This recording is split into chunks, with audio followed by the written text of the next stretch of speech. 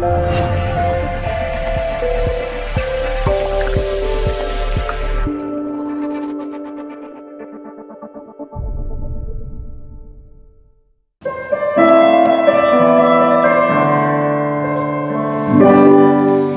subir ao Monte Santo de Sião e entoar um novo cântico ao meu Deus.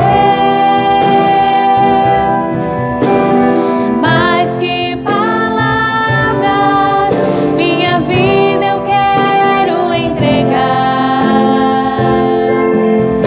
Purifica o meu coração para estar em tua presença.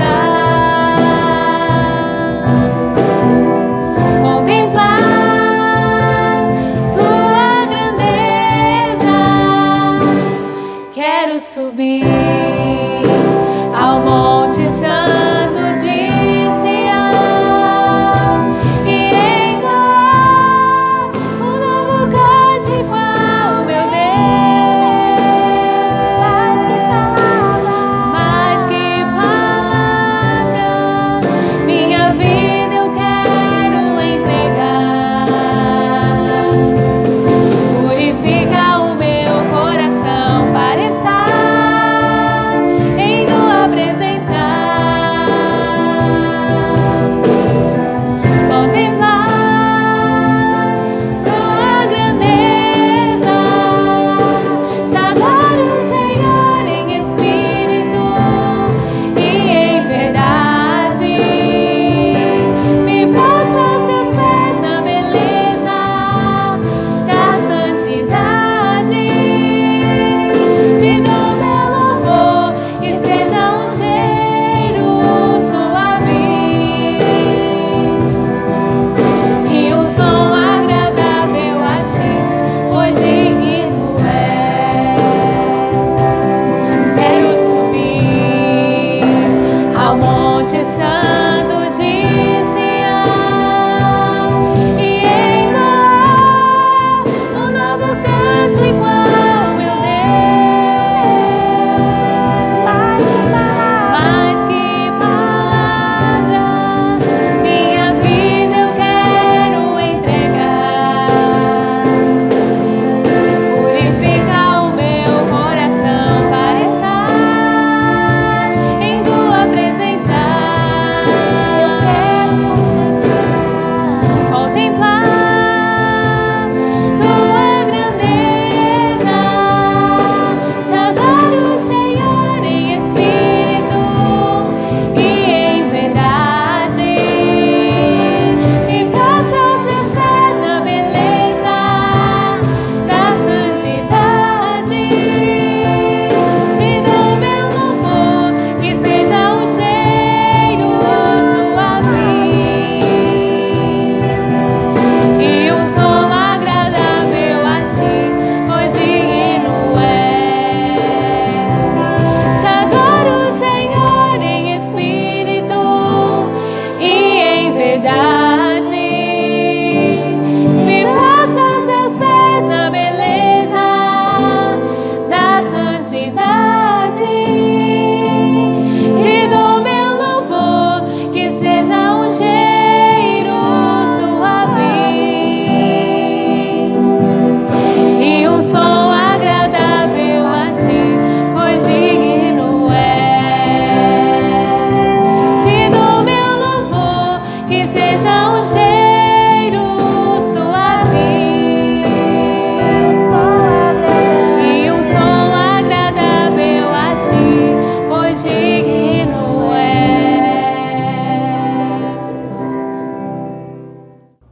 Boa noite, meus irmãos. Eu saúdo a todos na paz de nosso Senhor Jesus Cristo. Mais uma vez estamos juntos aqui para cultuar o nosso Deus. Então eu convido você a curvar sua cabeça, vamos orar, vamos agradecer a Deus por esse dia que já tivemos e pedir a sua autorização para adentrarmos ao seu santo templo, mesmo que de forma virtual. Amado Deus, amantíssimo Pai, nós lhe agradecemos pelo dia, Senhor, que o Senhor já nos deu. Ó Deus, muito obrigado pelo dia que pudemos já passar em família, Pai. Muito obrigado pelas suas provisões. Obrigado por ter nos sustentado em todas as áreas da nossa vida, Senhor. E queremos agora, Senhor, nos colocar na Tua presença, pedindo a permissão, Pai, para adentrarmos ao Teu santo templo e cultuá-lo, Senhor, porque somente o Senhor é digno de ser cultuado. Esteja conosco, Pai, receba as nossas orações, os nossos louvores, ó Deus. E também, ó Pai, nos alimente através da Sua palavra, sendo ela lida, ó Deus, sendo ela pregada, que nós possamos ouvir a Tua palavra, ouvimos a Tua voz, ó Deus, não a voz do pregador. Essa é a nossa oração em nome de Jesus. Amém. Gostaria que você abrisse comigo a sua Bíblia no Evangelho segundo Mateus. Nós vamos ler do versículo, capítulo 6, do versículo 5 até o versículo 15. No momento onde nós temos colocado as nossas orações cotidianamente, na presença do Senhor, nada melhor do que nós ouvirmos um pouco a palavra de Deus lida a respeito de oração. Uma oração muito conhecida a nós, mundialmente conhecida na realidade, o padrão de oração que Jesus ensinou aos seus discípulos. E então se encontra lá em Mateus 6, de 5 a 18. Convém que leiamos a partir do verso 5, que é a introdução de quando Jesus estava mostrando aos seus discípulos como se deve orar, E quando orardes, não sereis como os hipócritas, porque gostam de orar em pé, nas sinagogas e nos cantos das praças, para serem vistos dos homens. Em verdade vos digo que eles já receberam a recompensa. Tu, porém, quando orares, entra no teu quarto, fecha a porta, orarás a teu Pai, que está em secreto, e teu Pai, que vem em secreto, te recompensará. E orando, não useis de vãs repetições como os gentios, porque presumem que pelo seu muito falar são ouvidos. Não vos assemelheis, pois, a eles, porque Deus, o vosso Pai, sabe o que tendes necessidade antes que lhe o peçais. Portanto, vós orareis assim: Pai nosso que estais nos céus, santificado seja o teu nome. Venha o teu reino, faça a tua vontade, assim na terra como no céu. O pão nosso de cada dia nos dai hoje. Perdoa-nos as nossas dívidas, assim como nós temos perdoado aos nossos devedores. E não nos deixeis cair em tentação, mas livra-nos do mal, pois teu é o reino, o poder e a glória para sempre. Amém. E Jesus ainda continua encerrando essa questão de como se deve orar, dizendo: porque se perdoarem aos homens as suas ofensas, também vosso Pai Celeste vos perdoará. Se, porém, não perdoares aos homens as suas ofensas, tampouco vosso Pai vos perdoará as vossas ofensas. Como eu disse, nada melhor do que nós começarmos o nosso culto lendo essa declaração de Jesus de como se deve orar. Eu creio que a oração tem sido algo muito constante na nossa vida nesse momento que estamos passando, Uma pandemia, uma reclusão, uma loucura, a gente não sabe quando isso termina, a gente não consegue, eu pelo menos não estou conseguindo, estou buscando bastante positividade aí, Mas não estou conseguindo enxergar uma luz no fim do túnel, vendo o momento em que as coisas voltarão realmente a ser como era. Se é que voltarão a ser como era. Eu creio que no momento, essa questão de nós estarmos isolados, isso vai acabar. Já está acabando aos poucos, A gente vê a loucura que a cidade já está se tornando com a flexibilidade aí dessa quarentena. Mas não sei até onde as coisas voltarão a ser como era. Eu gostaria até que ela voltasse a ser um pouco diferente. Talvez esse momento que nós estamos tendo de poder pensar um pouco mais, como foi dito hoje pela manhã no estudo da Escola Dominical, se você ouviu, eu citei um livro de John Stott, quando ele diz: crer é também pensar. Às vezes agimos e fazemos as coisas por impulso, ou até por um ritual de como as coisas devem ser feitas. Mas quando a gente fala a respeito da nossa crença, convém que nós pensemos, porque nós devemos refletir a respeito daquilo que nós cremos. E quando a gente para, agora com esse momento todo que a gente está tendo, ou talvez não, talvez a sua correria não tenha mudado muito, a minha particularmente não tem mudado muito, mas às vezes a gente tem parado para pensar e ver o que poderia ser mudado quando a gente voltar. né? Quando as coisas voltarem ao normal. E esse texto sobre oração, Jesus é bem enfático, né? Ele mostra que como é que nós devemos orar. Ele dá aqui o exemplo da oração do Pai Nosso, não é um mantra onde nós devemos ter ela como uma coisa que deve ser uma reza. Nós devemos entender o porquê que nós estamos orando e como nós estamos orando, né? Jesus está mostrando aqui como é que deve ser feito. É apenas uma ideia de oração, colocando em primeiro lugar a Deus, o seu reino, né? A vontade de Deus em primeiro lugar, tanto que essa oração, a única coisa que ele fala que nós devemos pedir em nosso favor é o pão nosso de cada dia, não é nem o de amanhã, é o de cada dia, né? Então às vezes a gente fica aí ansioso com o que vai comer amanhã, mas Jesus está pedindo para a gente pedir o que vai comer hoje, que amanhã, se nós confiarmos nele, com certeza ele nos sustentará, né? Mas uma coisa que ele enfatiza bastante, né? Quando ele fala da oração, é a respeito do perdão, né? É uma palavra tão pequenininha, mas que tem um significado tão grande, às vezes trava a língua de um jeito que a coisa mais difícil do mundo é alguém pedir perdão para o outro, ou até mesmo perdoar o outro. Pedir perdão às vezes é fácil, porque quando eu peço perdão porque eu errei, né? Então eu estou pedindo perdão, eu estou querendo me reconciliar com alguém, até mesmo com Deus, porque eu errei. A situação difícil é quando nós devemos perdoar, né? No versículo de número 12, depois de Jesus ter falado a respeito de nós pedirmos o pão nosso de cada dia, que Ele nos dará, Ele diz, e perdoar as nossas dívidas assim como nós perdoamos os nossos devedores. Perdoar as nossas dívidas é fácil a gente fazer, pedir, difícil a gente perdoar os nossos devedores, né? E depois, no finalzinho, depois que ele fala o amém da oração, ele complementa ainda orientando os seus discípulos, porque se perdoares aos homens as suas ofensas, também o vosso Pai Celeste vos perdoará. Se, porém, não perdoares aos homens as suas ofensas, tampouco o vosso Pai vos perdoará as vossas ofensas. Então, que nós possamos, nessa noite, refletir muito a respeito da nossa oração. Refletir muito a respeito do perdão que a gente tem pedido para Deus. E até onde eu tenho perdoado o próximo. Ou aquele que não está tão próximo. Né? Porque existe até um ditado que diz, eu perdoo e amo de longe. Não sei até onde esse ditado é cristão, mas eu perdoo e amo de longe.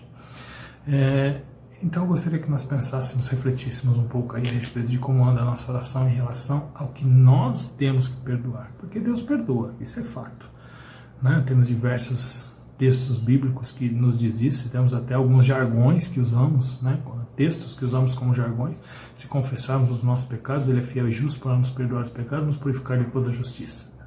Toda injustiça.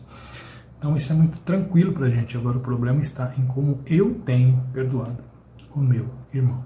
Vamos ouvir um louvor, como a gente sempre faz aí no nosso culto virtual, e depois voltamos para meditar na palavra de Deus.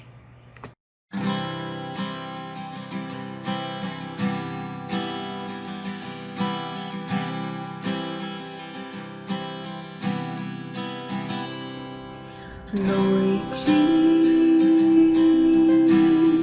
por que é que o tempo passa devagar? Só sei que a qualquer hora vem o sol. Temos ainda mais perguntas a fazer. Não sei se alguém irá nos responder. Eles dizem que o tempo pode curar qualquer ferida.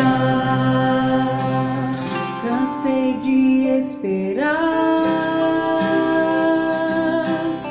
mas numa frase tão antiga, já tantas vezes repetida, respostas encontrei. Entregar os teus caminhos ao Senhor.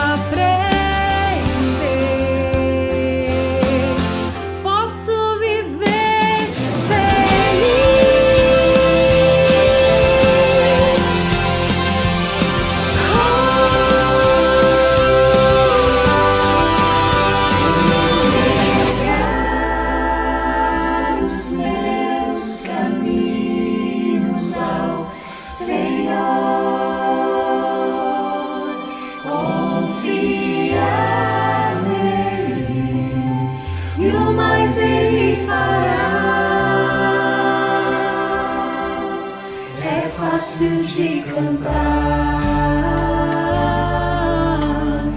preciso aprender, posso viver feliz.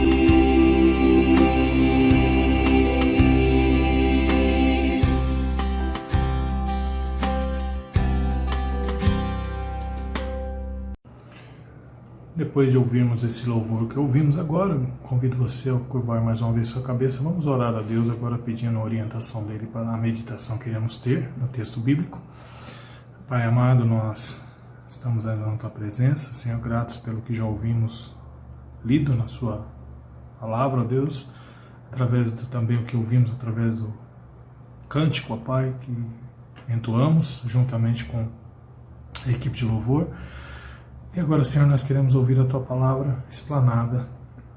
Então, que o Senhor possa permitir, ó Deus, que nós a ouçamos lida e também que nós possamos entender, ó Deus, a mensagem que ela tem para nós nessa noite, Senhor. Essa é a nossa oração, em nome de Jesus.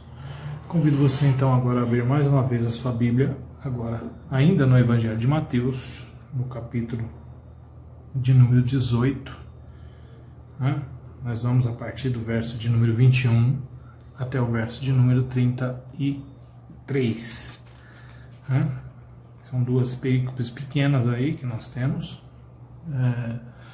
Uma com 2 versículos, 21 e 22, e a outra do 23 até o 33. Ou melhor, até o 35. Eu falei 33, mas é até o 35, tá? Então, uma parábola bem conhecida nossa, que às vezes já ouvimos diversos sermões, até estudos em cima dela, porém eu gosto de pensar que nesse momento que nós estamos vivendo, às vezes é bom a gente rever algumas coisas que nós já ouvimos para enfatizar bem na nossa cabeça, né, nos nossos ouvidos, nos nossos corações, aquilo que a palavra de Deus nos diz, porque às vezes é fácil a gente pensar em um sermão no momento em que estamos vivendo e depois vivemos um momento diferente que às vezes pensar nele também se torna necessário e proveitoso, não que não seja em outra oportunidade, mas às vezes, e tem muito a ver com o que nós lemos na nossa liturgia. Então, o texto aí que está sublinhado na sua Bíblia, se for uma Bíblia revista e atualizada como a minha, no primeiro perícope quantas vezes devo perdoar o meu irmão? Então por aí você já vê que tem tudo a ver com o que nós falamos um pouquinho atrás aí, quando começamos o nosso culto lendo a oração do Pai Nosso. Então Pedro, aproximando-lhe, perguntou: Senhor, até quantas vezes meu irmão pecará contra mim que eu lhe perdoe? Até 7 vezes? Respondeu-lhe Jesus: Não te digo até 7 vezes, mas até 70 vezes 7. Convém que nós paremos aqui um pouquinho antes de darmos sequência ao que nós vamos ler na sequência, que é a parábola do credor incompassivo, para nós pensarmos algumas coisinhas que às vezes nós temos a mesma atitude de Pedro quando vamos questionar a Deus: até quantas vezes eu devo perdoar meu irmão que tem pecado contra mim? Até quantas vezes eu tenho que perdoar e aceitar? Vamos tirar a palavra aceitar, né? Porque aceitar é difícil. Perdoar é pior ainda, né? Mas vamos tirar a palavra aceitar. Mas quantas vezes eu devo perdoar o meu irmão que tem cometido alguma coisa contra mim? Porque às vezes ele cometeu uma vez, eu perdoei, cometeu a segunda, eu perdoei, a terceira. Então o apóstolo Pedro aqui, ele faz uma pergunta para Jesus, já vindo com uma resposta. O apóstolo Pedro questiona Jesus: quantas vezes eu devo perdoar o meu irmão? Aquele que pecou contra mim, né? Versículo 21. Até quantas vezes, Senhor, até quantas vezes meu irmão pecará contra mim que eu lhe perdoe? Até 7 vezes? Veja que Pedro ele está usando aqui de uma resposta que ele poderia estar pensando: cara, eu sou bom nisso, né? Perdoar 7 vezes uma pessoa. Às vezes perdoar a pessoa uma vez já é difícil, 2 então, misericórdia. Existe um ditado que diz que 1 é bom, 2 é pouco e 3 é demais, mas e 7? Então eu vou falar para Jesus logo que eu vou perdoar 7 vezes, porque ele vai ver que eu sou uma pessoa que leva a sério essa questão do perdão. Mas aí Jesus dá meio que um banho de água fria nele, né? Na sequência, no versículo 22, respondeu-lhe Jesus: Não te digo até 7 vezes, mas 70 vezes 7. Quando nós começamos a estudar um pouco a palavra de Deus, nós vemos que existem algumas coisas que a gente não se atenta muito na leitura, mas que são interessantes. Por exemplo, tem uma numerologia na Bíblia que tem um sentido, alguns números na Bíblia. Por exemplo, você vê muito número 7, muito número 10, número 12, né? E quando a gente estuda um pouquinho, a gente vai para alguns comentários, a gente vê que os comentaristas dizem que são dois números perfeitos aqui que Jesus se utiliza. Um deles que o próprio Pedro se utilizou ao dizer que deve perdoar 7 vezes o seu irmão, e outro é o número 10, porque Jesus multiplica o 7 de Pedro por um 10, né? Se a gente for tentar falar um pouquinho a respeito desses números, a gente vê que, por exemplo, 7 são os dias que Deus trabalhou, né? 6 dias trabalhou, 7 dias foram a criação, né? No 7º dia descansou. Tem outras situações também que a gente vê o número 7. O número 10, temos aí os 10 mandamentos. Então, apenas fazendo uma alusão aos irmãos para dizer que por que a gente está tentando justificar aqui como 2 números perfeitos dentro da Bíblia, né? Porque se foram utilizados aí em muitos momentos dentro da Bíblia para nos trazer algumas lições. Então Pedro se utiliza de 7, Jesus vai lá e multiplica isso por 10. Tá bom, Pedro? Então, se você acha que você é bom em poder perdoar o seu irmão 7 vezes, então vou te falar uma coisa: multiplique isso por 10, 70 vezes 7. Porém, a ideia de Jesus aqui não era apenas 490 vezes, que já não é fácil, né? 7 vezes 7 é isso? 49, né? Então, 490 vezes, se eu estiver errado aí o professor me corrige depois, tá? Mas 490 vezes você tem que perdoar seu irmão. Jesus estava dando a ideia aqui de infinito, ou seja, quantas vezes for necessário, você deve perdoar o seu irmão, né? E aí ele se utiliza então da parábola propriamente dita, que é a palavra do Senhor incompassivo, né? Uma parábola bem conhecida nossa, onde ele começa a fazer uma alusão.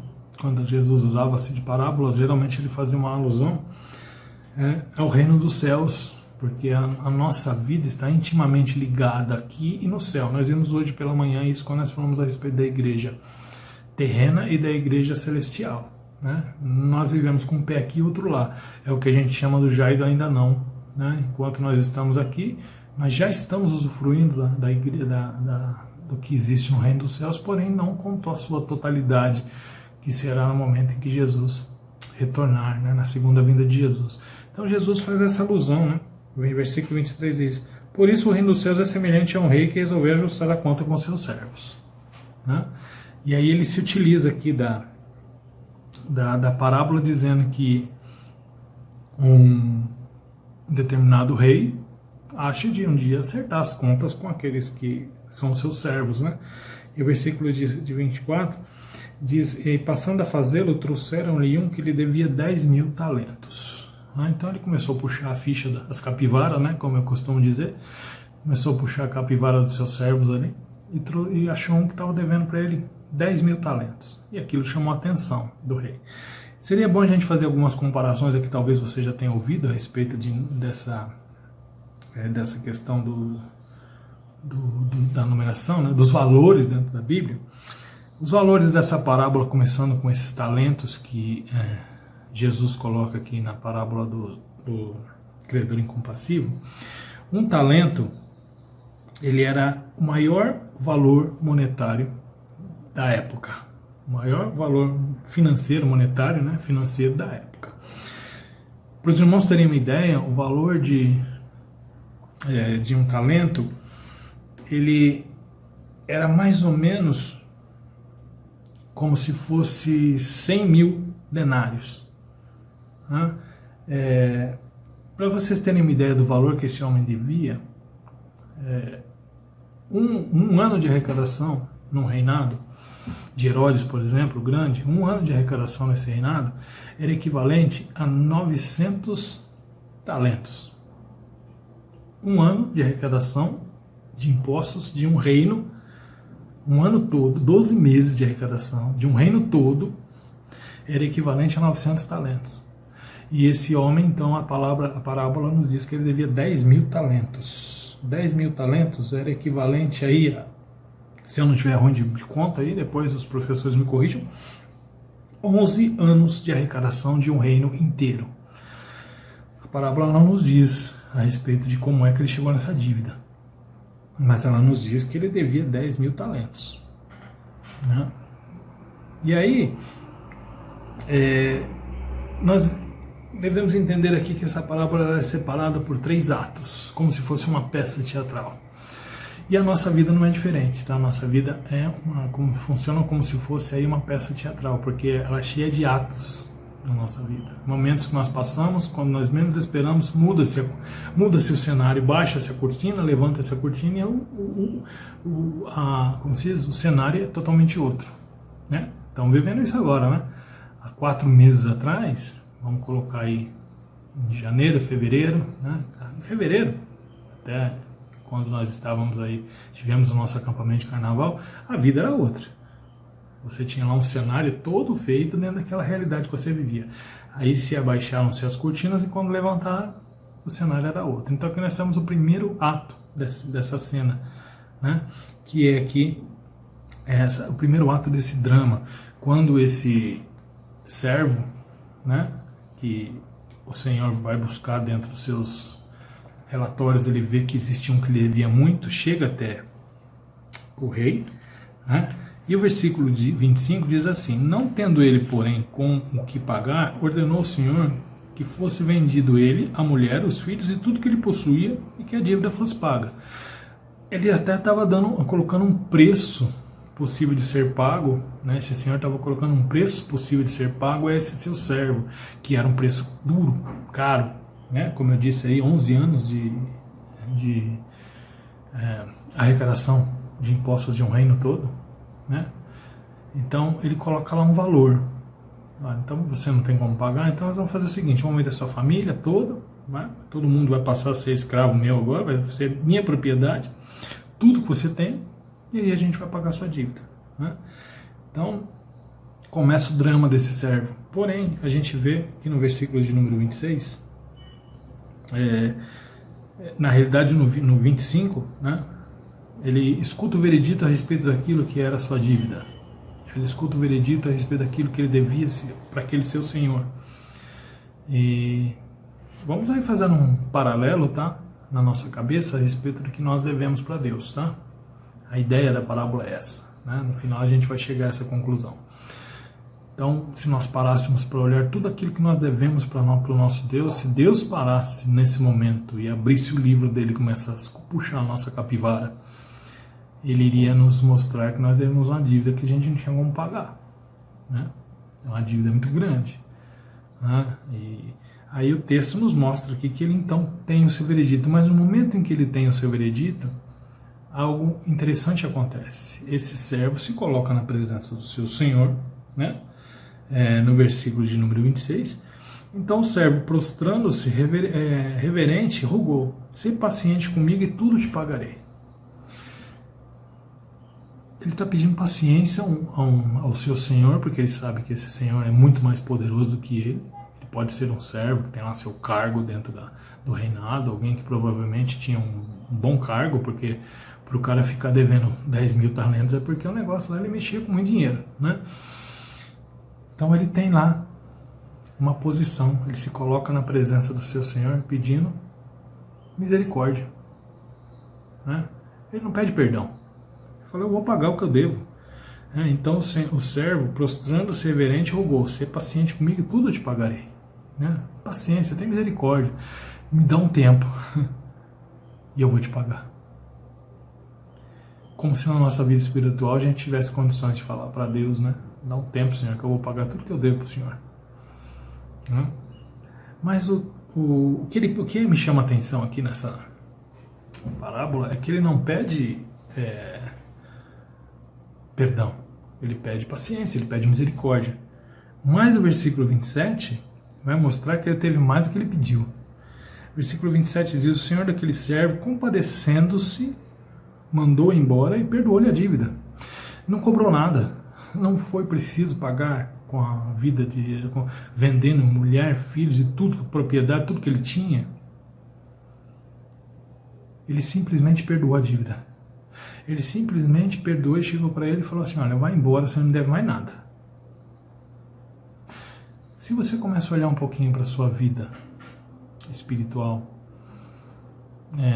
lembrando, né, eu gosto muito, os irmãos já devem estar até cansados de ouvir eu falar a respeito de Efésios, mas Efésios 2, quando diz que nós estávamos mortos nos nossos delitos e pecados, e pela graça, né, Deus nos salvou, né, nos deu vida, nós não pagamos nada para Deus para Ele nos perdoar. Né? Ele simplesmente usa de misericórdia conosco. Ele se usou de misericórdia conosco e nos perdoou. Semelhante ao que o Senhor fez com esse servo aqui no versículo de número 27. Né? Ele pede misericórdia e o seu Senhor, sendo misericordioso, olhando o seu coração, vendo que ele tinha a intenção de pagar aquilo que ele devia, o seu Senhor então vai e lhe perdoa os seus pecados, né? As suas dívidas. Né? Perdoa toda a dívida que ele tinha, uma dívida de que 11 anos de arrecadação de um reinado. É muito dinheiro, muito dinheiro. É muita coisa que esse homem devia. Né? Então aqui nós temos o primeiro ato, o primeiro cenário dessa história, desse drama, né? Na vida desse servo. E aí então nós vamos para o segundo cenário. Muda-se agora, fechou-se a cortina do primeiro. Olha, até aqui você era um devedor, você estava pronto para ser encarcerado, sua família estava pronta para ser vendida, mas até aí o seu Senhor usou de misericórdia com você. Você não deve mais nada. Vida nova. Baixa suas cortinas, vamos para os nossos bastidores, nossos camarins, vamos mudar a nossa roupa, porque agora é vida nova. Né? Cenário novo. Né? É você puxar a sua ficha, puxar a sua capivara e não existe mais nenhuma. Porque o seu Senhor simplesmente perdoou. Não tem mais nada. Ok? Fechou? Tapinha nas costas do servo, vai com Deus, siga a sua vida, esquece o que aconteceu. Né? Provavelmente o seu Senhor havia lá, de repente até assinado, né? Dando baixa na dívida dele, falou: esquece, arranca o nome desse cara do livro dos devedores, porque ele não deve mais nada, sanada a dívida. Imagine você, na presença de Deus, colocando todos os seus pecados, tudo aquilo que você faz que desagrada a Deus, tudo aquilo que você faz que realmente, se nós fôssemos olhar com um olhar divino, tudo aquilo que Deus pede para você não fazer e você faz, dia após dia, momento após momento, pensamento após pensamento. Que se formos juntar essa dívida aí, com certeza daria aí uma dívida bem grande, né? Dos seus 10 milhões de denários. Não seria nem 10 mil, né? Mas aí então encerra-se o primeiro ato da nossa parábola aqui. Como eu disse, vamos para baixa-se as cortinas, vamos para os nossos camarins, vamos trocar a roupa, porque é vida nova. A partir de agora, vamos começar uma vida nova. Começa assim o segundo ato dessa história. Versículo de número 28 até o de número 30. Saindo, porém, aquele servo, encontrou um dos seus conservos que lhe devia 100 denários, e agarrando-o, o sufocava, dizendo: paga-me o que me deves. Então o seu conservo, caindo-lhe aos pés, implorava: sê paciente comigo e te pagarei. Ele, entretanto, não quis, antes indo, lançou na prisão até que se saldasse a dívida. Novo cenário. Não sou mais servo, agora eu sou senhor. Primeiro cenário: meu senhor, eu servo, devendo, ele me quitou minha dívida, falou: vai, vive em paz, vai viver sua vida, bola pra frente, rapaz, levanta a cabeça, que é importante levantar a cabeça e seguir a sua vida. Agora então eu sou o senhor. Aqui diz que saindo, porém, aquele servo encontrou um de seus conservos. Então alguém que ele era um senhor em relação àquela pessoa que ele encontrou. E aí nós vemos um outro numerário aqui, né? Um outro numerário que é muito interessante. É denário. E aí é bom a gente também enfatizar a questão do denário. Um denário era igual a um dia de trabalho. Então eu fiz uma conta básica aqui. É um trabalhador que ganha hoje R$3.000 por mês. Se ele dividir isso por dias, ele vai ganhar R$ 100 por dia, certo? Os professores de plantão aí, sempre aí anotando para ver se a minha conta tá certa, tá? 30 vezes 100, 3.000, certo? E aí então nós temos alguém que deve cerca de 100 denários, fazendo mais uma conta, R$ 100 por dia, vezes 100 dias, igual a R$ 10.000. Devia R$ 10.000 para esse seu senhor. E aí nós vamos ver agora então qual foi a atitude desse senhor referente a uma dívida que é uma dívida que poderia ser paga. R$ 10.000. Faz um carnezinho da Casa Bahia e dá para pagar, né? Ganhando 3.000 por mês. Tira 30% da sua renda aí, você vai pegar e dar R$ 1.000 por mês. Se o cara for compassivo e não cobrar pelo menos os juros, em 10 meses você quitou a dívida, né? Mas enfim, era algo que era tranquilamente pagável. Mas o texto vai nos mostrar que a atitude desse homem que havia tido sua dívida perdoada foi outra em relação ao seu conservo. Esse homem que havia sido perdoado, uma dívida impagável, que por mais que ele trabalhasse, talvez ele iria trabalhar a vida toda dele e não iria conseguir pagar essa dívida, teve sua dívida perdoada, agora ele encontra um que lhe deve aí uma ninharia em relação ao que ele devia, mas a gente vai ver que nesse segundo ato, agora como o senhor e não mais o servo, as coisas mudam de figura, né? A posição dele se torna outra em relação àquele homem que lhe devia, né? O texto vai nos mostrar, já nos mostrou, agora 100 denários, né? Aproximadamente aí R$ 10.000, colocando uma pessoa que ganha R$ 3.000 por mês. Agora ele tem que se justificar perante o seu senhor, e esse senhor é simplesmente taxativo, né? O servo que virou senhor tem uma outra atitude, versículo 28, saindo porém aquele servo encontrou um dos seus conservos que devia 100 denários, agarrando, sufocava e não paga o que lhe deve. Negou perdão, versículo de número 29 diz, então seu conservo caindo-lhe seus pés implorava, ser paciente comigo e te pagarei. O 30, ele entretanto não quis, antes indo lançou na prisão até que se saldasse a dívida. Esqueceu tudo aquilo que tinha acontecido com ele, esqueceu tudo aquilo que aquele seu senhor havia feito com ele, havia passado alguns momentos, o texto bíblico aqui não nos diz o tempo que passou entre ele ser perdoado e sair da presença do rei. Porém, na sequência, né? Diz aí, saindo, porém, aquele servo encontrou um dos seus conservos que lhe devia 100 denários. Simplesmente ignorou tudo aquilo que o outro senhor tinha feito por ele. Na nossa vida espiritual, meus irmãos, na nossa vida em relação ao que nós devemos e aos que nos devem, às vezes nós nos colocamos na presença de Deus, fizemos isso inclusive antes de começarmos o culto, né? Nós colocamos aí a primeira oração, nos colocando na presença do Senhor, pedindo perdão para que a gente possa entrar na sua presença. Talvez você acorde dia após dia pedindo perdão pelos seus pecados. Talvez você acorde dia após dia pedindo perdão pelas suas mazelas, lembrando daquilo que desagrada ao Senhor. Quantas vezes Jesus negou o perdão para quem chega arrependido? Quantas vezes Jesus negou o perdão para aqueles pecados que nós confessamos a Ele? Existe uma coisa que eu digo para algumas pessoas que eu aconselho, que às vezes ficam remoendo pecados anteriores, ficam vivendo uma vida de clausura por pecados cometidos no seu passado. Eu digo a eles o seguinte: olha, você está vivendo preso numa gaiola com a porta aberta, porque a palavra de Deus diz que a partir do momento que nós pedimos perdão pelos nossos pecados, Ele nos perdoa, né? Se confessarmos os nossos pecados, né? A sequência do versículo você já sabe. Mas nós ficamos remoendo aquilo, achando que Deus não perdoa, talvez porque nós queremos ser mais justos do que Deus. Mas Deus nos diz que Ele perdoa. Então, quando nós vivemos remoendo pecados que já foram pedidos perdão, nós estamos vivendo uma gaiola, trancados numa gaiola com a porta aberta. Não saímos porque não queremos. Porque Deus, Ele é perdoador. Ele é compassivo.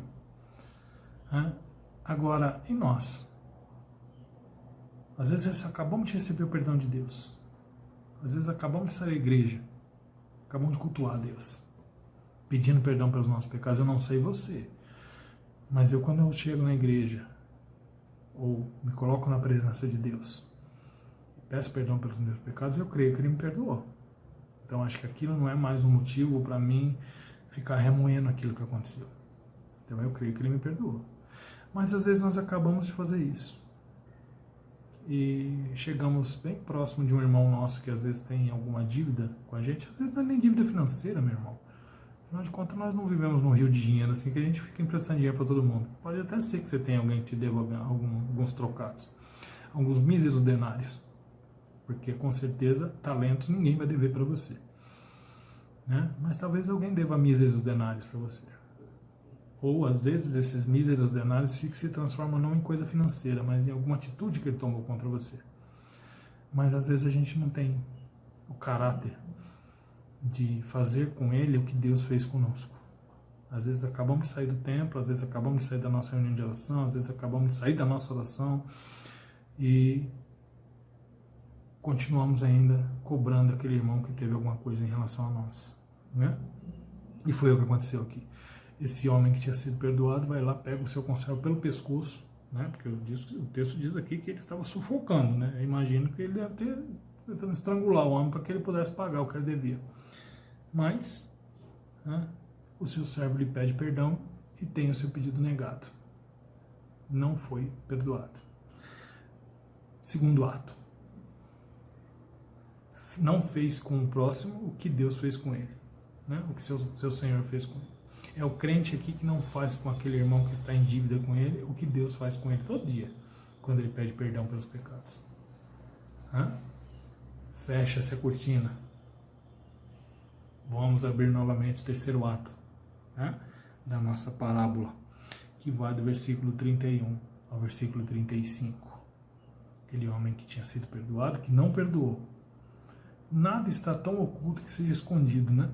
O que o texto diz? Vendo os seus companheiros que se havia passado, entristeceram-se muito e foi relatar ao seu senhor o que acontecera. Alguém presenciou a cena, viu que ele tinha a forma como ele agiu com o seu conservo, vai então comentar ao rei que havia perdoado para ele. E aqui nós podemos fazer um paralelo que na realidade nós não precisamos que alguém vá até Deus e conte para Deus o que nós estamos fazendo com aquela pessoa que nós não estamos perdoando. Porque o próprio Deus vê. Ele tudo sabe, ele tudo vê. Não posso esconder nada dele. E veja aqui então, terceiro ato. O servo senhor se defronta com o rei. Ele foi vítima da sua contradição. Né? Versículo 32. Então o seu senhor, chamando, disse: servo malvado, perdoei-te aquela dívida toda, porque me suplicaste. Não devia tu igualmente compadecer-te do teu conservo, como também eu compadeci de ti? Aí eu gostaria que nós voltássemos um pouquinho no texto que nós lemos na nossa liturgia. Mateus 6, versos... Vamos do 11 em diante? Pão nosso de cada dia nos dai hoje. A única coisa que a gente deve pedir para nós na oração do Pai Nosso. Pão nosso de cada dia, o de hoje. Perdoa-nos nossas dívidas. Olha nós aqui com os nossos 10 mil talentos nos colocando na presença de Deus. Perdoa as nossas dívidas, assim como nós perdoamos os nossos devedores. Será? Será? Assim como nós perdoamos os nossos devedores. Vamos pular um pouquinho os versículos agora? Vamos para o 14? Depois de Jesus ter ensinado a orar? Presta atenção. Ele falou: perdoa as nossas dívidas. Nós devemos pedir perdão para Deus, porque nós temos os nossos 10 mil talentos todos os dias para pedir na presença do Senhor. Assim como nós temos perdoado os nossos pecados.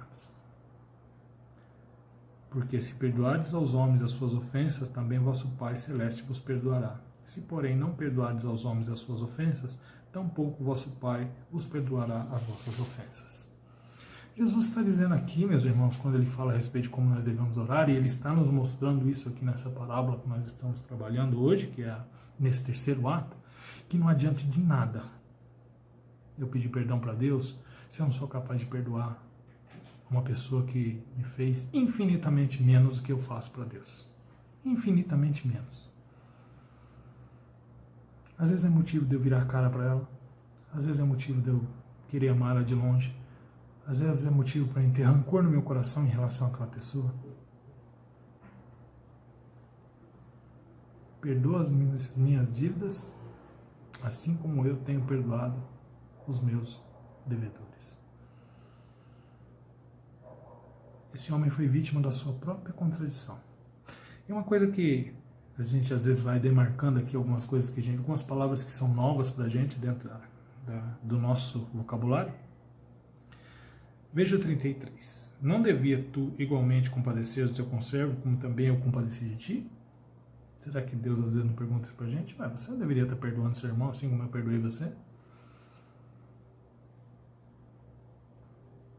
Você não deveria estar perdoando o seu irmão que às vezes você não tem tanta afinidade com ele por alguma coisa que ele falou para você, ou por alguma atitude que ele tomou com você, ou até mesmo não diretamente com você, mas como um contexto onde você vive, do que eu tenho perdoado você a respeito de tudo que você tem feito para mim? Aquele pecado de estimação que você tem, que você não consegue se livrar dele. É que nem um cachorrinho que você gosta, todo dia vai lá dar uma passada na mão dele, deixa ele ficar deitado no seu pé. E você não tem coragem de se livrar dele? Não que você deva livrar do seu cachorrinho, tá? Porque eu tenho um aqui em casa que gosto muito dele. Tá com 15 anos já, mas gosto muito dele. Mas olha que contradição. Olha aqui a explicação de Jesus de como nós devemos orar. Mas veja aí o versículo 34, que tem a palavra que eu lhe disse aí, que eu gosto de sublinhar algumas palavras que não são tão conhecidas para nós, né? Indignando-se o seu senhor, entregou os verdugos até que lhe pagasse toda a dívida. Você sabe dizer o que é um verdugo, meu irmão? Verdugo era aquele carrasco que ficava na prisão, que ele era o responsável por tornar a vida do prisioneiro muito pior do que já estar preso. É aquele que iria entrar na cela e de repente açoitar o cara. Era aquele que iria ficar, me permita a expressão, iria ficar atormentando, né, apurrinhando a vida de quem estava preso. Esse cara não simplesmente ia ficar preso. Ele ia ficar preso e todo dia ele ia ser lembrado que estava preso. Todo dia ele ia ser lembrado que estava preso. Eu gosto de fazer um paralelo aqui quando eu falo desse verdugo, a respeito daquela outra história ou parábola que Jesus conta, quando o rico e Lázaro morrem. E o rico está no inferno, sofrendo, pedindo para que alguém fosse lá e molhasse seus lábios para que refrescasse o seu tormento. É mais ou menos isso que o verdugo faz, causar à sua vida um tormento. É aquele que fica te colocando numa situação pior do que é estar preso já. Imagina você. Eu acho que o verdugo não era como o carcereiro que tem aqui hoje, nos dias de hoje. Nunca passei por uma cadeia, graças ao bom Deus. Já entrei numa cadeia já para pregar o evangelho lá, mas até num sentido mais tranquilo, porque eu entrava no presídio Romão Gomes, onde a coisa é um pouco diferente, porque são ex-policiais que estão lá, não que não estejam pagando o que fizeram, mas o sistema é um pouco diferente, eles ficam com as celas abertas lá, pelo menos no setor que eu entrei. Não ficam presos, trancafiados. Ficam presos sim, dentro do complexo, mas as celas são abertas, você consegue entrar lá. É diferente, mas eu fico pensando num carcereiro de hoje, onde essas cadeias superlotadas estão lá. Talvez esses carcereiros não sejam verdugos, eles estão ali para colocar ordem no espaço. Mas o verdugo era aquele que tinha a incumbência de deixar sua vida no inferno. E o texto aqui diz que, indagando-se o seu senhor, entregou os verdugos até que lhe pagasse toda a dívida. Né? E aí, olhando para a mensagem que está lá na explicação de Jesus de como nós devemos orar, ele termina dizendo: se o homem não perdoar os seus devedores, tampouco Deus irá perdoá-lo. Por que eu escolhi essa mensagem? Como eu disse, uma mensagem, talvez você já tenha ouvido esse sermão, mesmo eu já tenha pregado esse sermão na igreja. Porque, meu irmão, nós estamos num momento que a gente tem orado constantemente. É um momento de reclusão aí que você tem parado para pensar, orar, orando para que Deus te guarde das coisas ruins, orando para que Deus te guarde desse vírus, orando para que Deus te dê aí condições de você sair dessa situação. Não sei como está a sua situação por causa da quarentena, mas talvez seja complicada financeiramente falando. Não é? A gente pedindo perdão para Deus, pedindo perdão para Deus, pedindo perdão para Deus, porque a gente sabe que a gente erra todo dia. Mas como que tem sido a nossa vida quando a gente começa a pensar a respeito daquele irmãozinho que eu tenho alguma coisa contra ele? Alguma coisa nele me incomoda. Alguma coisa dele eu vejo como uma dívida que ele tem comigo. Será que eu tenho parado para pensar que nesse momento talvez é um momento que eu deva entrar em contato com ele e pedir perdão por alguma coisa? Ou até perdão pelo que ele me fez? É mais ou menos o que o rei fez, né? Estou te dando perdão pelo que você me fez e não pelo que eu te fiz. E eu perdoar as pessoas, eu pedir perdão para as pessoas é fácil. Eu pedir perdão para Deus é fácil. Ainda mais sabendo que Ele perdoa, porque Deus não falha. Agora, eu dar perdão, eu brinco que falar a palavra perdão é mais difícil do que você falar inconstitucionalisticamente ou papibaquígrafo, ou um ninho de mafagafos tinha 7 mafagafinhas, uma mafagafinha caiu do ninho de mafagafos e desde mafagafinha fosse. Perdão é mais difícil. Eu dar o perdão para a pessoa. Eu pedir perdão para a pessoa. É bem mais difícil. Então a lição que nós podemos tirar dessa parábola: amor e misericórdia infinita de Deus é algo que anda junto. E os conceitos de misericórdia e justiça devem caminhar juntos. O conceito que eu tenho de misericórdia e de justiça deve caminhar juntos. Porque eu só estou sendo justo quando eu perdoo o meu irmão, estou tendo misericórdia pelo que ele fez de mim, porque eu constantemente peço isso para Deus. E constantemente Deus me perdoa. A gente costuma enfatizar, meus irmãos, que a gente só pode pregar aquilo que fala o nosso coração, né? A gente deve pregar algo que seja um sermão encomendado, algo que seja o que eu quero ouvir, que o outro ouça, mas que não fale nada para mim. E eu estou sendo bem sincero com vocês que essa mensagem fala muito ao meu coração. Porque é muito fácil a gente levantar dia após dia, até mesmo colocar os nossos joelhos no chão e pedir perdão para Deus por tudo que a gente faz, por tudo que a gente erra, pelos nossos pensamentos errados, pelas nossas atitudes erradas. Difícil eu chegar pro meu irmãozinho que às vezes fez uma coisa tão insignificante para mim. Talvez insignificante no sentido não foi para você que ele fez, por isso você está falando que é insignificante. Estou falando em relação àquilo que nós cometemos com Deus. Mas nós pedimos perdão para Deus.